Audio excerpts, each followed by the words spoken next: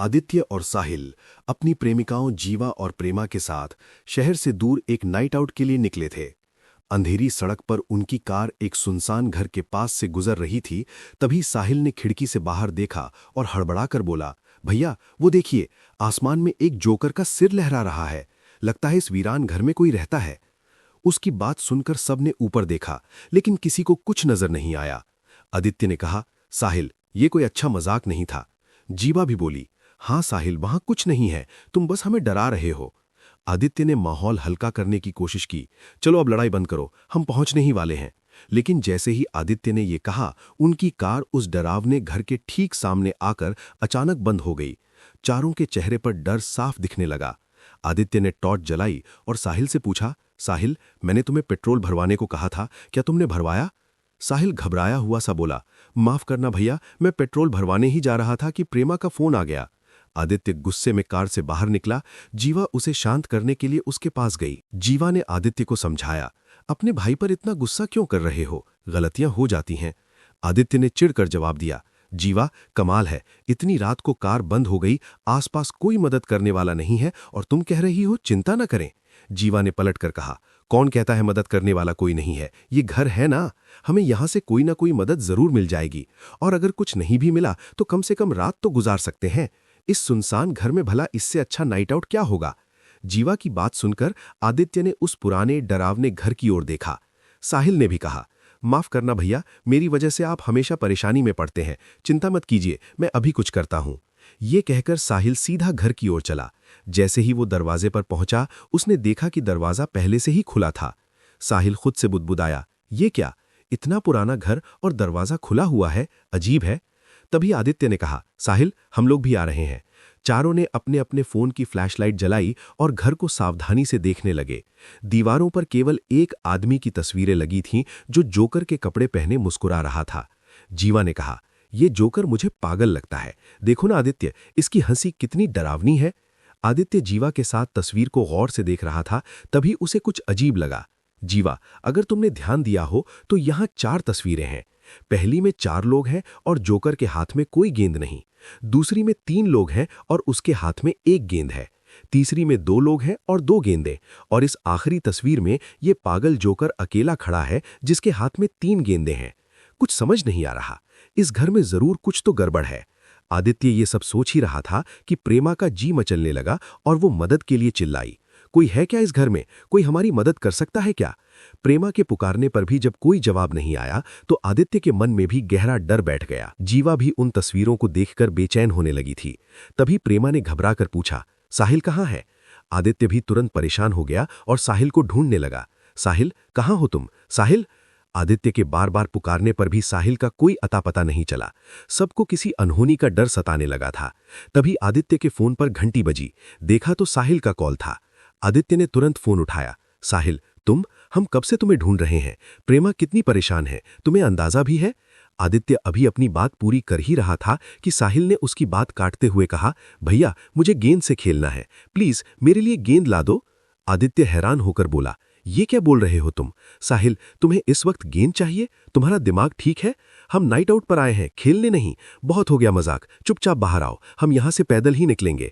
साहिल ने जिद की, नहीं भैया, मुझे अभी के अभी एक गेंद चाहिए, वरना मैं सब कुछ जान से मार दूंगा। आदित्य ने घबराहट में शांति से कहा, ठीक है, मैं ले आऊंगा, पहले तुम मेरे सामने तो आओ, तभी तो मैं तुम्हें गेंद दे पाऊंगा। साहिल ने जवाब दिया, भैया मैं कुएं के पास आपका इंतजार कर रहा हूं। साहिल की बात सुनते ही आदित्य चौंक गया। इससे पहले कि वो कुछ कह पाता, साहिल ने फोन काट दिया। जीवा ने पूछा, क्या हुआ आदित्य, साहिल ने क्या कहा, वो ठीक तो है ना? प्रेमा भी चिंतित थी। साहिल की बात सुनकर आदित्य दंग रह गया था। उसने दोनों से बस इतना कहा, साहिल को एक गेंद चाहिए, वो कुएं के पास हमारा इंतजार कर रहा है और अगर हमने उसे वो गेंद नहीं दी तो वो हम सबको मार डालेगा। आदित्य की बात सुनकर जीवा और प्रेमा भी सकते में आ गईं। प्रेमा ने पूछा, गेंद, ये क्या बोल रहा है वो, और उसे कैसे पता कि इस घर में एक कुआं भी है? जीवा ने हिम्मत दिलाते हुए कहा, प्रेमा हम सब साथ हैं, हम साहिल को मिलकर ढूंढेंगे। आदित्य ने भी कहा, हाँ प्रेमा, साहिल मेरा छोटा भाई है, मैं उसे कुछ नहीं होने दूंगा, चिंता मत करो, हमें बस किसी भी तरह उस कुएं को ढूंढना है। इतना कहकर आदित्य, प्रेमा और जीवा एक साथ साहिल को पूरे घर में तलाशने लगे, लेकिन उन्हें कुछ भी नहीं मिला। तभी आदित्य ने खिड़की से बाहर देखा और उसकी आंखें फटी की फटी रह गईं। आसमान में एक जोकर का सिर लहरा रहा था, जिसके चेहरे पर एक विशाल और बेहद डरावनी हंसी थी। जोकर का वो भयानक चेहरा ऐसा था कि आदित्य उसकी खौफनाक हंसी साफ सुन सकता था। वो चीखा, जीवा और प्रेमा, जल्दी आओ, देखो साहिल सच कह रहा था। उसे सच में आसमान में जोकर का चेहरा दिखा था। जीवा और प्रेमा भी आसमान में जोकर का चेहरा देखकर दंग रह गईं। उनके चेहरों पर खौफ साफ झलक रहा था। इससे पहले कि वो कुछ समझ पाते, आदित्य उस चेहरे की ओर दौड़ पड़ा। चलो जल्दी, सब मेरे पीछे आओ, क्या पता साहिल भी हमें वहीं मिल जाए। आदित्य की बात सुनकर जीवा और प्रेमा भी उसके पीछे दौड़ी। उन्हें उसी जगह जाना था जहां जोकर का चेहरा दिखा था। अंधेरे में जंगली झाड़ियों के बीच से गुजरते हुए उनके चेहरे छिल गए, लेकिन किसी ने परवाह नहीं की। कुछ दूर चलने के बाद उन्हें वो कुआं दिख गया। जीवा ने चारों ओर नजर दौड़ाते हुए कहा, कुआं तो मिल गया, पर यहां तो कोई नहीं है। किसी को कुछ समझ नहीं आ रहा था। वो जोकर का चेहरा किधर गायब हो गया, और साहिल ने आदित्य को कुएं के पास आने के लिए क्यों कहा था। सब अपने मन के अनगिनत सवालों से जूझ रहे थे कि तभी प्रेमा ने आदित्य से कहा, आदित्य, तुम साहिल को फोन करो और उसे बताओ कि हम कुएं के पास आ गए हैं, वो भी यहां आ जाए। प्रेमा के कहते ही आदित्य ने अपने भाई साहिल को फोन मिलाया, लेकिन उसके बाद जो हुआ उसे देखकर सबकी आंखें फटी की फटी रह गईं। आदित्य ने साहिल को कॉल तो किया था, लेकिन फोन बजने की आवाज कुएं के अंदर से आ रही थी। आदित्य हड़बड़ा कर बोला, ये तो साहिल का फोन है, पर ये कुएं के अंदर क्या कर रहा है। तीनों ने जब कुएं के अंदर झांका तो देखा कि साहिल के फोन की लाइट से कुएं में रोशनी हो रखी है और पूरा कुआं अजीब सी गेंदों से भरा पड़ा है। उस रोशनी में एक शख्स जोकर के कपड़े पहने कोने में गर्दन झुकाए हुए बैठा था। आदित्य ने उसे देखा और पुकारा, साहिल, तुम कुएं में क्या कर रहे हो, और ये जोकर वाले कपड़े कहां से मिले तुम्हें। चलो ये सब बंद करो और जल्दी ऊपर आओ, हम सब कितने परेशान हैं। साहिल ने दर्द भरी आवाज में कहा, भैया मुझे बहुत चोट लगी है, मैं ऊपर नहीं आ सकता। आप सब लोग ही नीचे कुएं में आ जाइए, वरना मैं इसी कुएं में मर जाऊंगा। अपने भाई को दर्द से कराहता देख आदित्य तुरंत ही कुएं में जाने को हुआ। तभी प्रेमा बोली, आदित्य रुको, साहिल को चोट लगी है, तुम अकेले उसे कुएं से बाहर नहीं निकाल सकते, मैं भी तुम्हारे साथ कुएं में जाऊंगी। और जीवा, तुम जाकर रस्सी ले आओ, फिर हम सबको बाहर निकाल देना। प्रेमा की बात सुनकर जीवा तुरंत ही कार से रस्सी ले आई और उसके सहारे प्रेमा और आदित्य कुएं के अंदर उतर गए। प्रेमा ने जैसे ही साहिल को देखा, वो तुरंत उसके गले लग गई। ये क्या मजाक है तुम्हारा, भला ऐसे कोई किसी को परेशान करता है क्या। प्रेमा की बात सुनकर साहिल कुछ नहीं बोला। आदित्य को भी उसके हाव भाव बदले बदले लग रहे थे। वो साहिल से बात करने उसके पास ही जा रहा था, तभी साहिल ने प्रेमा की गर्दन पकड़कर उसे कुएं की दीवार में दे मारा।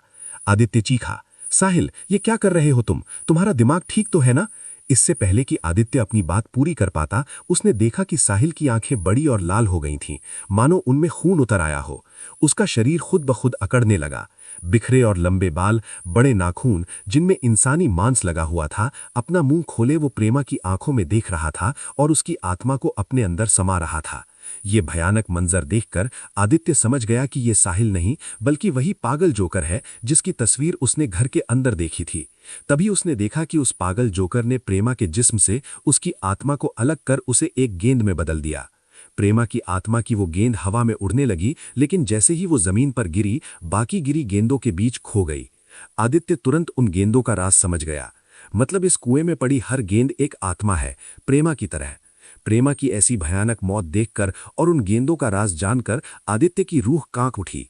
वो डर के मारे सुन्न पड़ गया। तभी उसने देखा कि प्रेमा को मौत के घाट उतारने के बाद वो पागल जोकर अब उसकी तरफ बढ़ रहा था। उस पागल जोकर को अपनी तरफ आता देख आदित्य तुरंत रस्सी पकड़कर चिल्लाने लगा, मुझे जल्दी यहां से बाहर निकालो, ये सुरक्षित नहीं है, कोई है, मुझे बाहर निकालो जीवा, वरना ये मुझे मार डालेगा। जीवा ने भी आदित्य की बात मानकर रस्सी को कसकर पकड़ लिया, लेकिन आदित्य की ये जिंदा रहने की कोशिश नाकाम रही। उस पागल जोकर ने आदित्य के पैर पकड़े और उसे इतनी जोर से जमीन पर दे मारा कि आदित्य के साथ जीवा भी कुएं में आ गिरी। कुएं में अचानक अंधेरा छा गया और आदित्य और जीवा की चीखें उसमें गूंजने लगीं। हमें छोड़ दो, हमने तुम्हारा क्या बिगाड़ा है।